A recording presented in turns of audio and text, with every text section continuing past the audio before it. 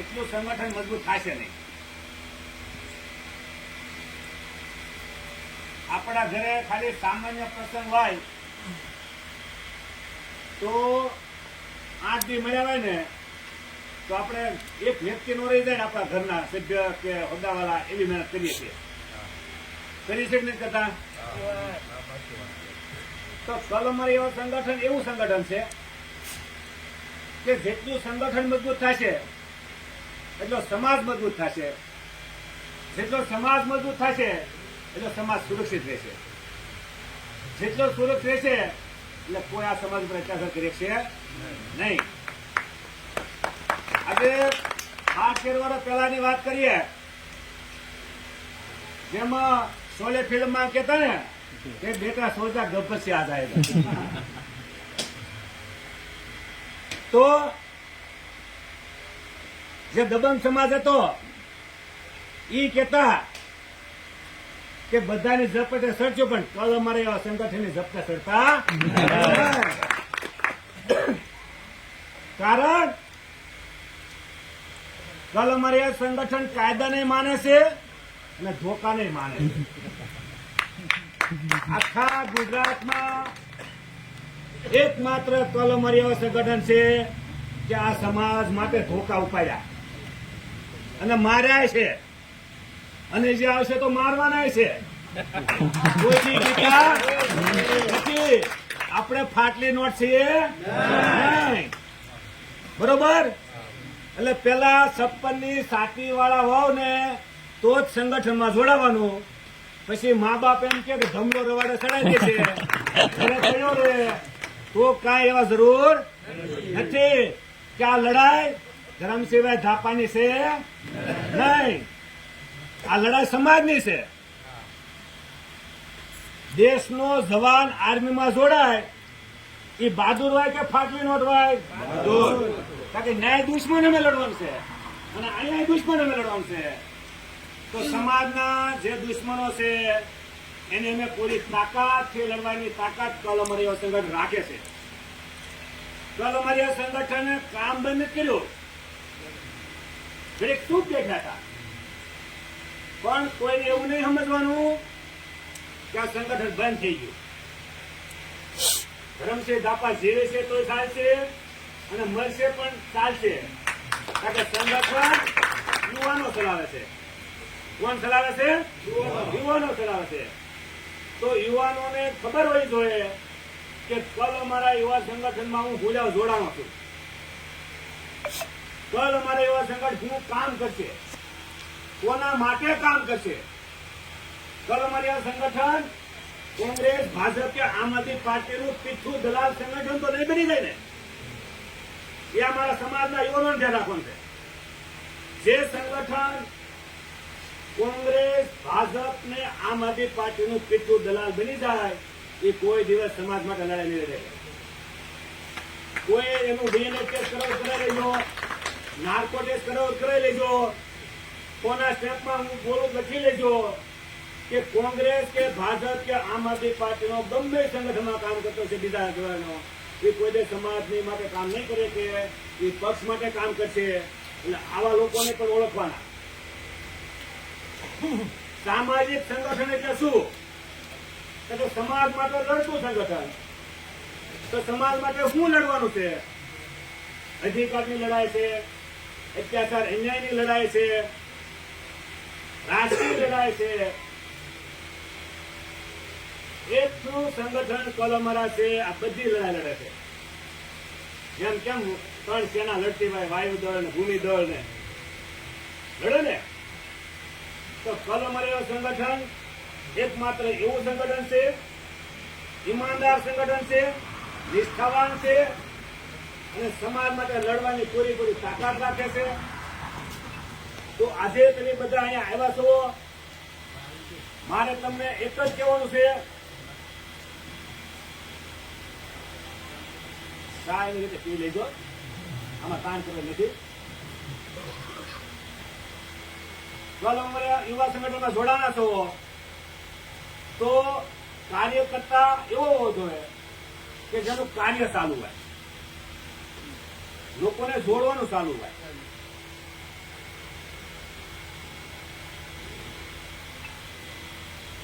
જો જ્યાં સુધી તમે જોડશો નહીં ત્યાંથી દુશ્મન તૂટશે નહીં. તો જોડવો તો પડશે જ નહીં. અમને તો એમ હતું કે 25 જણા બેસ્યો મતવા અને ચર્ચા કરશું, પણ ઘણા બધા આવ્યા એટલે તમને બધાને પણ અભિનંદન. ટૂંકા ગાળામાં ઘણી બધી સંખ્યા વધી ગઈ છે. નરેશભાઈ મને અપડેટ દેતા હોય છે કે ભાઈ સંગઠનમાં એટલા લોકો જોડાઈ ગયા છે આખા ગુજરાતમાંથી. તો સંગઠનમાં જોડાવું ન જોડાવું, સંગઠન વિના રહેશું તો કેવી હાલત થાય છે એ પણ ખબર હોય દો ને. સંગઠન એ ઘરેણું છે. શું છે? ઘરેણું છે. તો આપણે ઘરેણાને હાથે નથી જાણ થતા. એકલો વ્યક્તિ ગમે તો તાકાત વાળો હોય, તમારું કોઈ સાંભળશે નહીં. તમે કલેક્ટર કચેરી જાઓ, એસપી કચેરી જાઓ, એકલાનું ન સાંભળે, પણ સંગઠનને લઈને જાઓ તો એસપી સાહેબને સાંભળવું પડે, ન સાંભળવું પડે, કલેક્ટરને પણ સાંભળવું પડે, ન સાંભળવું પડે. તો સંગઠનને પૂજાવા બનાવવું જોઈએ, સંગઠનમાં પૂજાવા જોડાવવું જોઈએ. બરોબર? ચાલો કોઈ પણ સંગઠનમાં જોડાવ તો એ સંગઠન શું કામ કરે છે એ ખાસ જાણો. રમસિંહભાઈ સારું સારું બોલે છે એટલે જોડાવું નથી. રમસિંહભાઈ જે સંગઠનમાં કામ કરે છે એ સંગઠન શું કામ કરે છે. સંગઠન ઘણા બધા આવતા હોય. કારણ કે હું ઉદાહરણ દો, આ એક ઓળખ સંગઠન છે, આ એક ઓળખ સંગઠન છે, આ એક ઓળખ સંગઠન છે, આ એક ઓળખ સંગઠન છે. આ છેલ્લું છે કલમારા છે. આ બીજા બધા સંગઠન છે, બીજા છે, નામ નથી દેતો.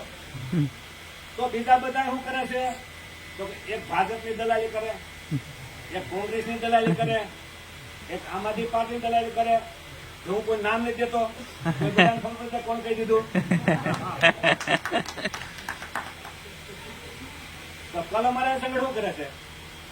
તો કલમારા એવા સંગઠન અત્યાચાર અન્યાયને લડાઈ લડે છે, કાયદાની લડાઈ લડે છે. કલમારા એવા સંગઠન જે છોકરાઓ ભણી રહ્યા છે એમની નોકરીઓ કોંગ્રેસ, ભાજપ ને આમ આદમી પાર્ટીના, જેમ વલ્લભભાઈ કીધું એમ કે 2-3% વાળા, તમને તો ખબર છે ટકાવાળા કોણ ભાઈ? 2-3% વાળા સિત્તેરિયાઓ, તપી લોકો જે આપણને પાખંડવાનમાં રાખે છે એ નોકરી ખાઈ જાય. ખાઈ જાય કે ખાઈ જતા? તો આખા ગુજરાતમાં આપણા ભાગની જે નોકરીઓ ખાઈ જાય છે એને મેં કયું સંગઠન લડે છે? નામ જોવો. અને તમને એમ થાય છે ધરમસિંહભાઈ ફાંકા મારતા હોય તો અધિકારોની લડાઈ આવી તો 2018 ની વાત કરું, એલઆરડીનું આંદોલન. આપણી દીકરી દીકરાઓને 80% હોય તોય નોકરી ન મળે. આ 2-3% વાળા દીકરી દીકરાઓને 50% હોય, 60% હોય તો નોકરી મળી જાય. એવો ગેરબંધારણીય પરિપત્ર આ સરકારે રજૂ કર્યો. તો સરકારમાં રહેલા ભાજપના લોકો જે સમસાવો એ તો કામ લોકો લડી ન કે. તો કલમરિયા સંગઠન સ્વતંત્ર આઝાદ સંગઠન છે, એને કોઈ રોકી ન કે. તો એલઆરડીના જે આંદોલનમાં 72 દિવસ ગાંધીનગરમાં આંદોલન આવ્યું. હું બોલું સમજાય તો છે ને કે આપણી દીકરી દીકરાઓને 80% માર્ક હોય, એના લોકોને 50-60% હોય ખાલી. તો 80% વાળા નોકરી ન મળે અને 50-60% વાળા હોય એને નોકરી મળી જાય તો 80% દાદા કહેવાય ને. તો દાદા વાળા મળી દો ન મળી દો તો આ અન્યાય થાય એને લડવું કે ન લડવું. તો કલમારા એવા સંગઠન અને ઓબીસી અધિકાર જાગૃતિ અભિયાન 72 દિવસ આંદોલન થયું. ખબર પડી ગઈ કે ગાંધીનગરમાં આ આંદોલન ઘડવાને દલાલના હાથમાં ધાવા મળ્યું છે. તો ત્યાંથી લઈને ભાવનગર આવ્યા અને ભાવનગર એને માંડવો નાખ્યો, આંદોલન શરૂ કર્યું. 4-5 દી બેઠા, ધરપકડ થઈ, પાછા બેઠા, પાછા કલેક્ટર કચેરીને બેઠા, પાછી ધરપકડ થઈ. 10 દી પછી પાછો કાર્યક્રમ કર્યો. એટલે હું કાર્યક્રમ કરવો છે? બધા ધારાસભ્ય સાંસદને ઘરે ઘેરાવ કરવા. એટલે પહેલા દિવસે ગયા આપણા માજી સાંસદ હતા ભારતીબેન શિયાળ, એના ઘરે ઘેરાવ કર્યો. પછી નાચી ગયા નીમુબેન બાંભણિયાને ઘરે ઘેરાવ કર્યો કે આવો ગેરબંધારણી પરિપત્ર છે, આ નાલાયક સરકાર આવો પરિપત્ર લાવ્યા છે. હવે નાલાયક કહેવાય એ લોકોને ગમે નહીં.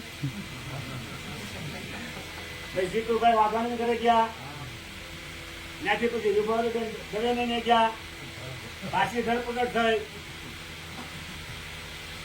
પછી નવો કાર્યક્રમ કર્યો. અહીંયા ઘણા બધા બેઠા છે, એમાંથી 21 જણાએ મુંડન કરાવ્યા. જ્યાં ભાજપ સરકાર અમારા માટે મરી ગઈ. પછી ગેરબંધારણી પરિપત્ર રદ થયો અને આ આંદોલન સફળ થયું અને 3500 દીકરીને પોલીસમાં નોકરી મળી.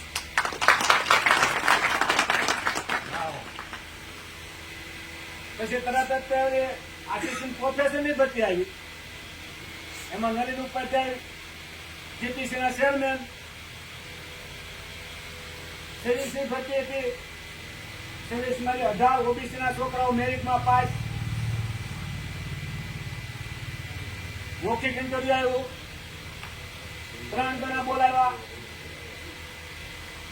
જેટલા સર્વિસમાં 18 પાસ હતા મેરિટમાં, મૌખિકમાં પસામણી કેટલા આપ્યા આપણા લોકોને? 5 આપ્યા, 10 આપ્યા.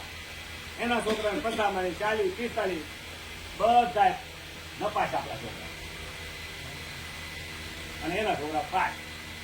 એની 4 ફોર લઈને જા ગાંધીનગર સેક્ટર 10માં જીપીસીના ચેરમેન ઓફિસે ધમકીના રૂપમાં કે આ તમે ખેલ પાડ્યો ને એ તમારો ખેલ બંધ કરો, નકર પછી આંદોલન કરશું.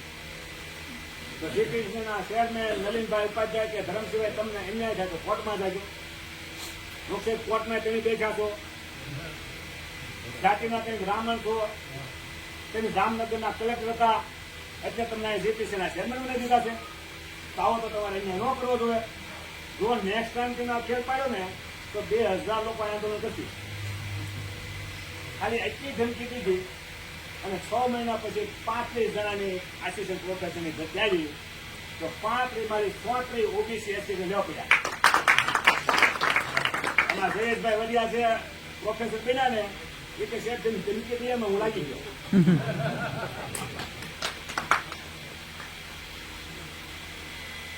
એ અધિકારની વાત કરું તો અત્યાચાર નિર્ણયની વાત કરીએ. હું જેલમાંથી બહાર આવ્યો અને કોટડાની ઘટના બનેલી કે 90 ખેડૂતને માર્યા. મહુવાના ભાઈ ખબર છે કે નહીં કે મહુવામાં કોટડા ગામમાં જમીન બાબતના દખામાં આપણા ખેડૂતને માર્યા અને 307 કલમ લગાવી દીધી. જેવો જેલમાં બહાર આવે સાહેબ કે શું કરવું? કાંઈ નહીં, લડી જવાય. મને કે ભાવનગર બંધ રાખવું છે, રાખી. એટલે કલેક્ટર સાહેબને આવેદન કરાયું કે દિવસ 2 માં જેટલા પોલીસ વાળાએ અમારા ખેડૂતને માર્યા છે એ તમામ પોલીસ ઉપર ફરિયાદ થાય અને જે 307 જેવી ગંભીર કલમ લગાડી છે એ તમામ કેસો પાછા ચડવામાં આવે. જો આ 2 માંગ પૂરી કરવામાં 2 દિવસમાં નહીં આવે તો 3 દિવસે ભાવનગર બંધ. કણકડીમાં એટલે 2 દી પૂરા થઈ ગયા. એસપી સાહેબના પીએ પરમાશીનો ફોન આવ્યો કે ધરમસિંહભાઈ કાલનો શું પ્રોગ્રામ? ભાવનગર બંધ છો. જામીન તો મળી ગયા. હું જામીનની ક્યાં વાત હતી? ડિમાન્ડ તો આ છે પણ જે પોલીસ વાળા માર્યા એ તમામ પોલીસ ફરિયાદ થાય અને 307 જેવી ગંભીર કલમ લગાડી કેસો પાછા ક્યાં પવાય. આ 2 માંગ પૂરી થઈ કે નહીં તો તે ભાવનગર બંધ છો. એટલે એસપી બોલાવે, હાલો જ્યાં એસી હું કે ધરમસિંહ બોલો, હું ભાવનગર બંધ રાખવાનો 4 10 વાગે ક્યાંથી હું લખું નાખવાનું. એસપી કીધું છે કે ધરમસિંહભાઈ હેલ્પ કરવાની છે પણ તમારા છોકરાને કહેજો કોઈ પણ ગાયું નહોતી. એટલે કીધું સાહેબ અમારા છોકરાને ઘુસપેઠ વાત નો. ગુજરાતમાં પહેલી વાર ઇતિહાસમાં બન્યું છે કે પોલીસમાં જ ઉપર અત્યાચાર થયો હોય અને ભાવનગર કલમરી એવા સંગઠન દ્વારા બન્યું હોય.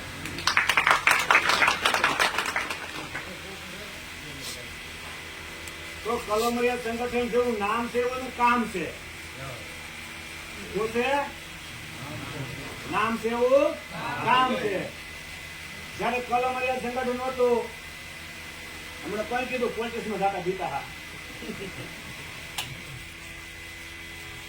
પોલીસમાં જાતા બીતા આપણે પોલીસમાં, પણ બધા યુવાનોને કીધું કલમરિયા સંગઠન બાબા સાહેબના સંવિધાનને માને છે, પોલીસ સ્ટેશનમાં કોણ રોકે છે જોઈ છે આપણે. અત્યારે બધા જઈ જતા બસ આ કલમરિયા સંગઠનની તાકાત છે. શું છે? તો આ તાકાત ગાંધીનગરની ગાદી પર બિહારી છે, બિહારી છે. તો જબ તક જોડેંગે નહીં તબ તક જોડેંગે નહીં. બોલવા છે ને? એટલે હું તમને કહું કે સંગઠન એટલે શું કહેવાય? સંગઠનમાં કેવા કાર્યકર્તા હોવા જોઈએ? જે સંગઠનમાં જોડાણો છે વ્યક્તિ, એ વ્યક્તિને ખબર હોવી જોઈએ કે આ સંગઠન મને ક્યાં લઈ જાય છે. ધારો કે તમે બસ સ્ટેન્ડ બેઠા, નંબર પ્લેટ એની બસ આવી, હવે તમે ચડી ગયા આમાં, તો બસ તમને ક્યાં લઈ જાય? ક્યાં લઈ જાય? ક્યાં ઉતારે? ફેરવે રાખે આમાં. તો બીજા સંગઠન આવી જ વાત છે, બધા ફેરવે રાખે. શું કરે? ક્યાંય લઈ જાય નહીં. તો કલમરિયા સંગઠનનું લક્ષ્ય છે શાસક સમાજનું નિર્માણ કરવું, અબ કે બાદ કોળી સરકાર કરવું. શું કરવું છે? જે સંગઠનનું લક્ષ્ય ન હોય એમાં લાલ પેદા ન થાય, એમાં દલાલ પેદા થાય. શું પેદા થાય? તો દલાલનું શું કામ છે? માગવાનું. મને તાલુકાની ટિકિટ આપો, મને જિલ્લાની ટિકિટ આપો, મને ફલાણું ખાતું આપો. એટલે માગવાથી ભીખ મળે, અધિકાર મળે નહીં. અધિકાર તો પાંચે જ મળે. મળે ન મળે? કે ન મળે? તો કલમરિયા એવા સંગઠન ખુલાવા બન્યું છે એ આપણને ખબર હોય જોઈએ. જયારે તમે કલમરિયા સંગઠનમાં જોડાઈ જાઓ એટલે પછી યુવાનના માગા આવવા મળે કે ભાઈ અહીં લઈને અમારે હારા કઈ ના પછી માગા આવે. કારણ કે કલમરિયા સંગઠન રૂપાળા હોય ને, બહુ રૂપાળું સંગઠન હોય. એમાં કાંઈ નથી, ધર્મશીલ પતી જશે, હવે એનું કાંઈ અસ્તિત્વ છે નહીં, આવું બધું છે. અને બીજા એમ કે ભાઈ કલમરિયા અમારું બધું એક જ છે. શું કે? હું કોઈનું નામ લેતો નથી.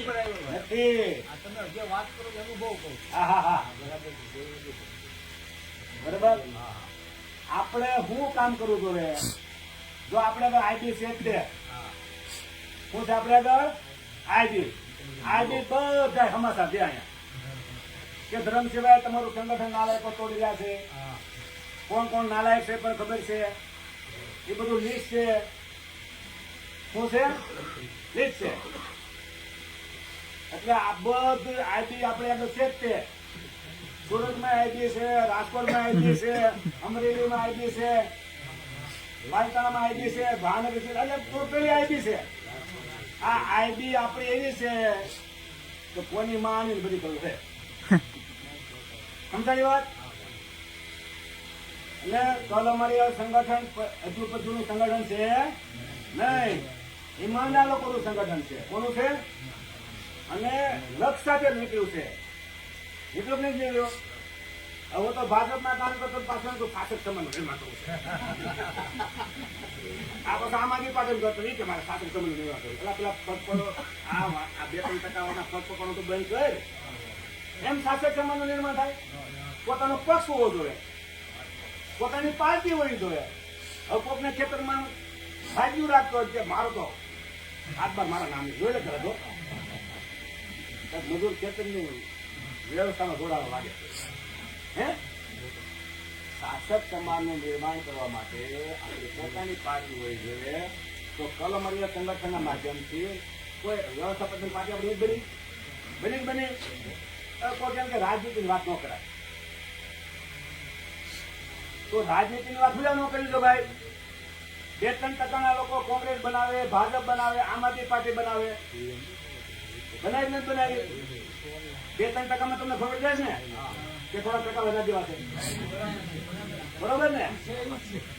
તો 2-3% ખેતરમાં આપણા બાજુ લોકો કામ કરે, બરોબર, અને પાછા એમ કે અમારે શાસક સમાજનું નિર્માણ કરવું છે, એમ થાય ભાઈ? તો રાજનીતિ કરવી જ જોઈએ. જે સમાજ રાજનીતિ નથી કરતો એ સમાજની હાલત બહુ ખરાબ હોય છે. વલ્લભભાઈ કીધું ને કે આપણી પર એટલા ગુજા થાય છે, આપણું રાજનીતિ. આ 2-3% વાણિયા બ્રાહ્મણ પાર્ટી બનાવી નાખી, એની પર કોઈ અત્યાચાર થાય છે? એનું રાજ છે. આ દેશમાં મુગલ આવ્યા, હુણ આવ્યા, યહૂદીઓ આવ્યા, અંગ્રેજો આવ્યા, એની પર કોઈ અત્યાચાર થયા? બોલેવા એનું રાજ હતું. અને એનું રાજ એ તે આ દેશના જજદારો આપણા એની કામ કરતા થઈ ગયું.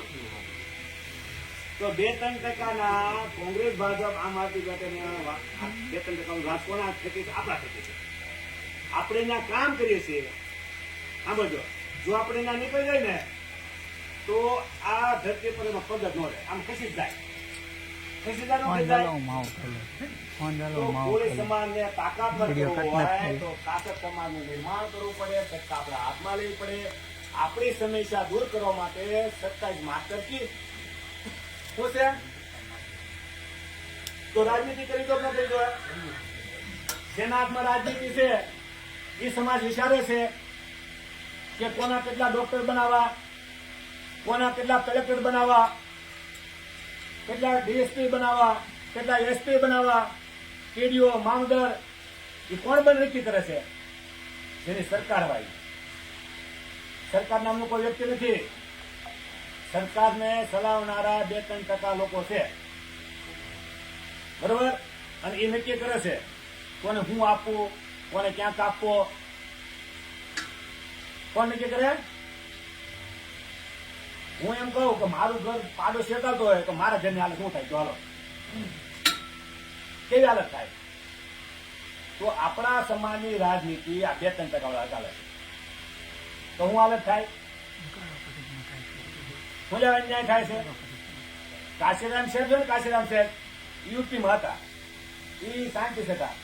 એટલે આપણા લોકો જાય, અરે કાશીરામ શેઠ આપણા સમાજ ઉપર અત્યાચાર હોતા है, और પોલીસ સ્ટેશનમાં પોલીસ વાળા મારતા है, એમ બોલે. તો કાશીરામ શેઠ શું જવાબ કહેતા? શું કહેતા? કહો તો.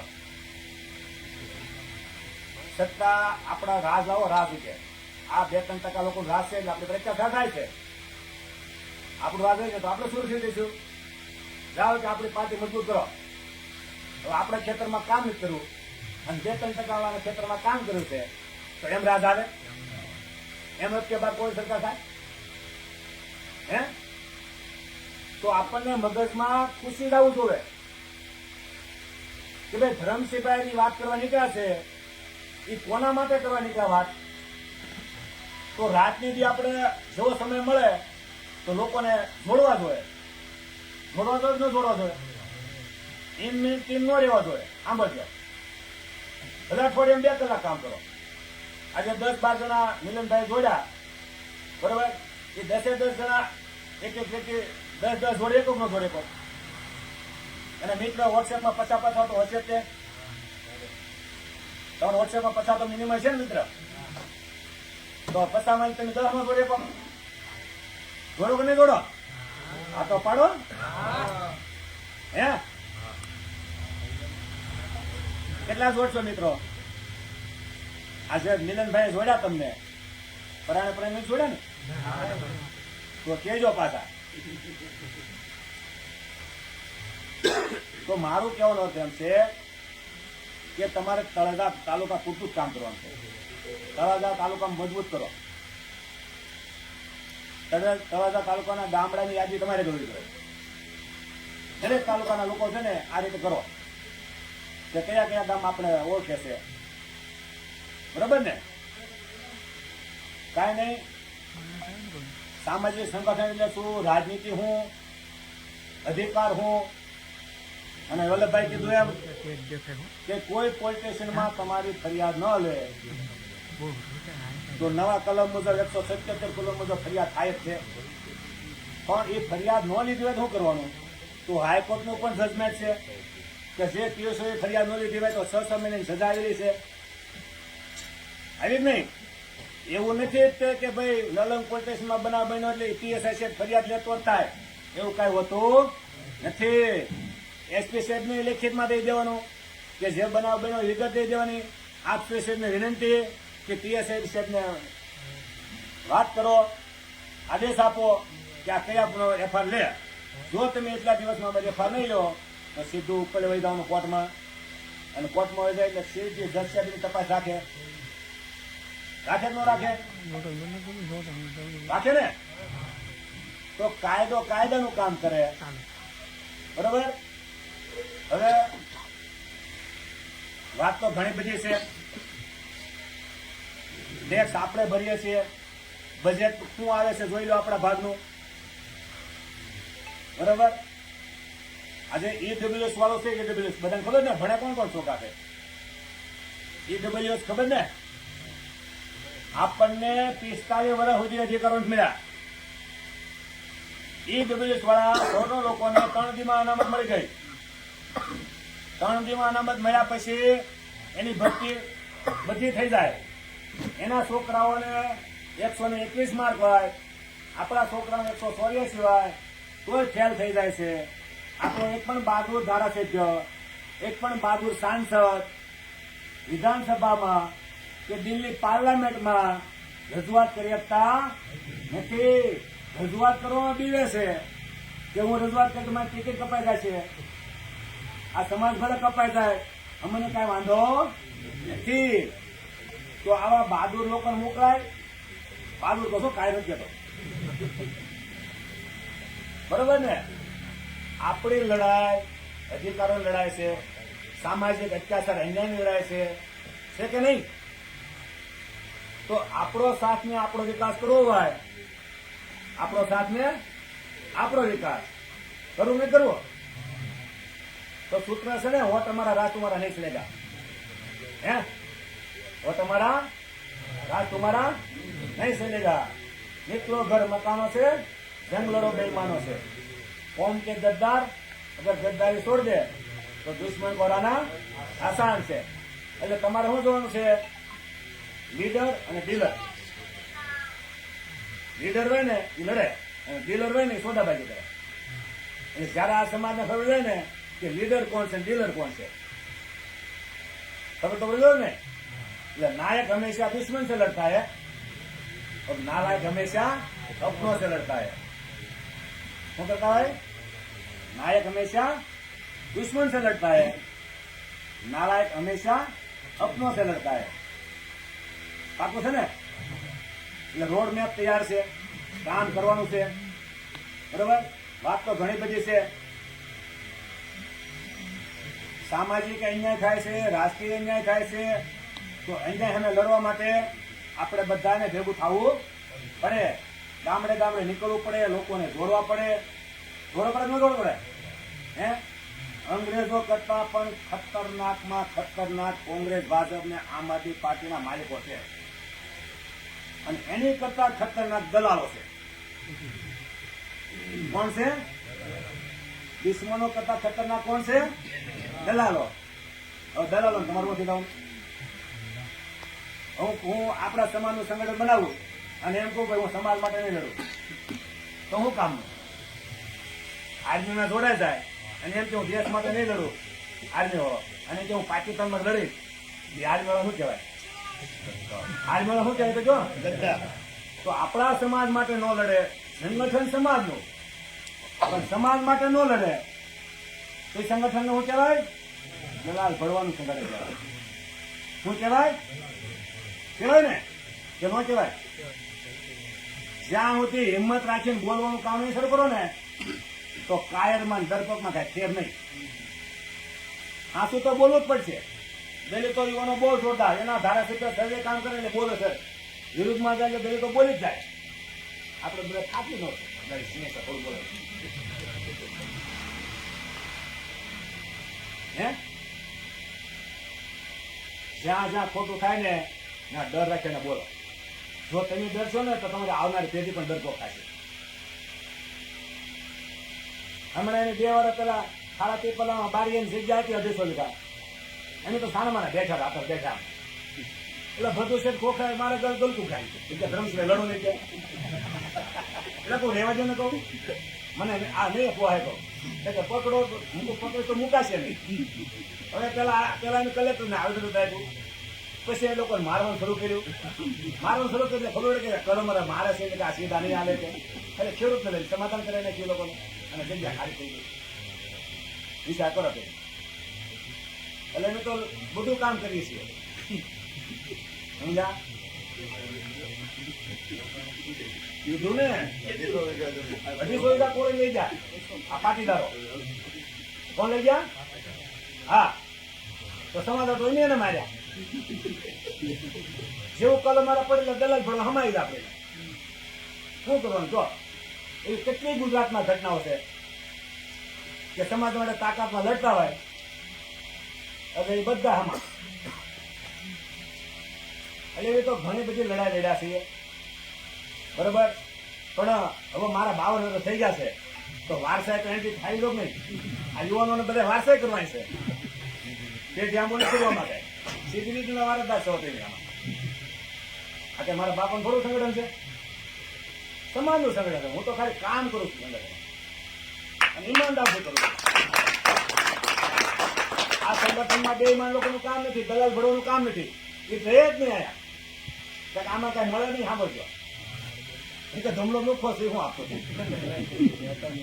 સાંભળજો આમાં રેત નહીં. જેને પૈસા બનાવે નો રહે. એ પૈસા બનાવે તો વાણી અમારે ચાલુ પડે.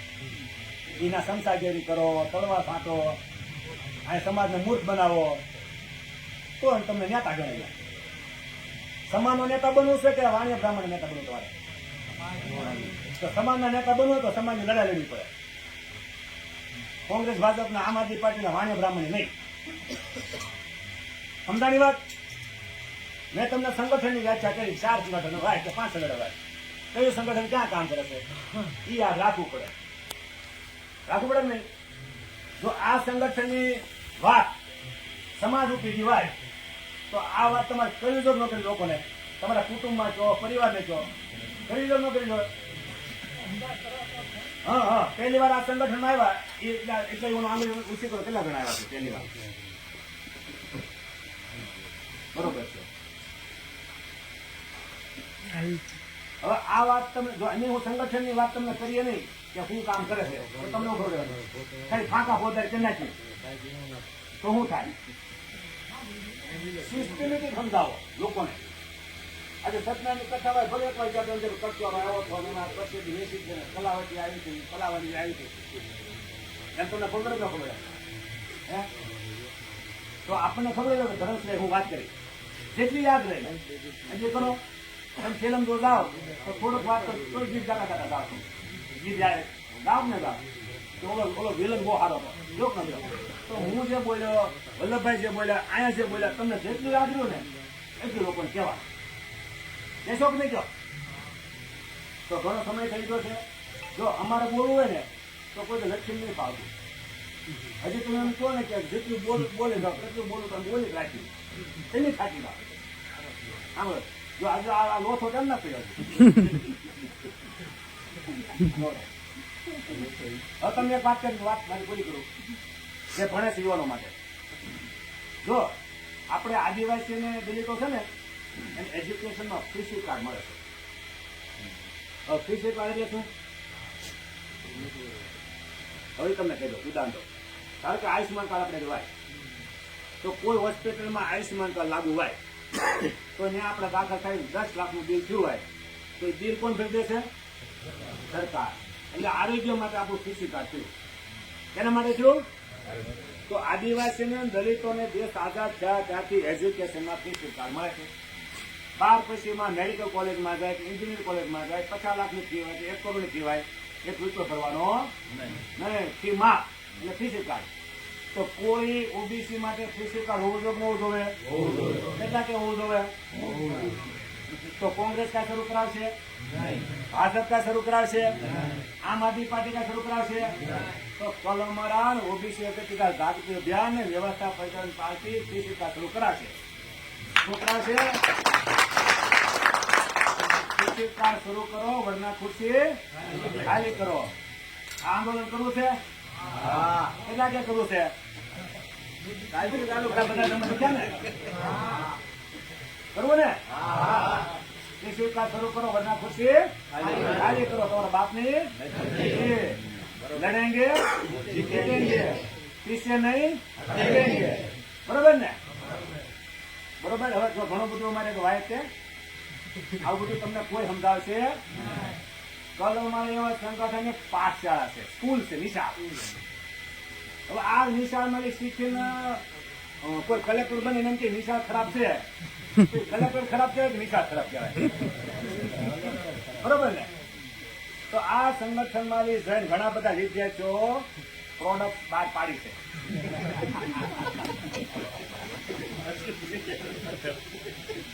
હવે એમ કે કલમ મારા ખરાબ છે.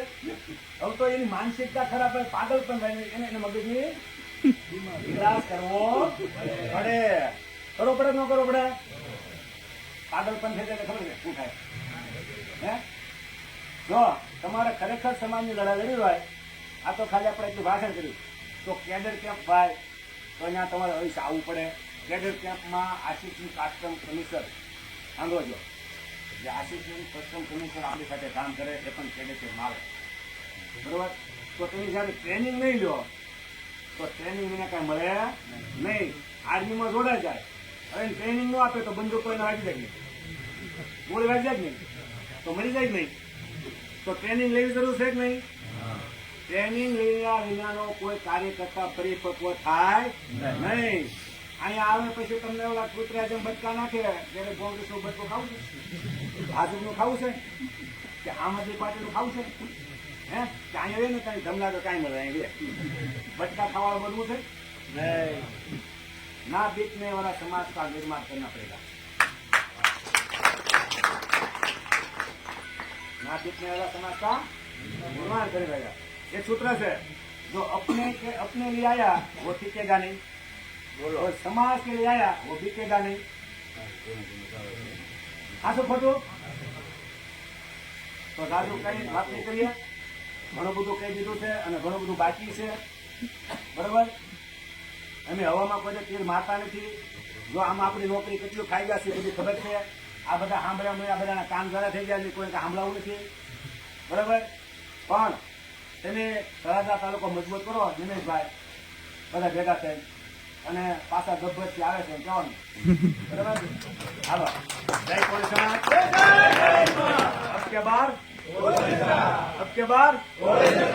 वो तुम्हारा राज तुम्हारा वो तुम्हारा राज तुम्हारा निकलो घर बाहरों से, निकलो घर बाहरों से,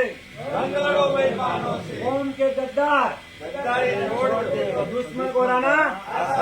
जय पुलिस समाज. खूब खूब धन्यवाद.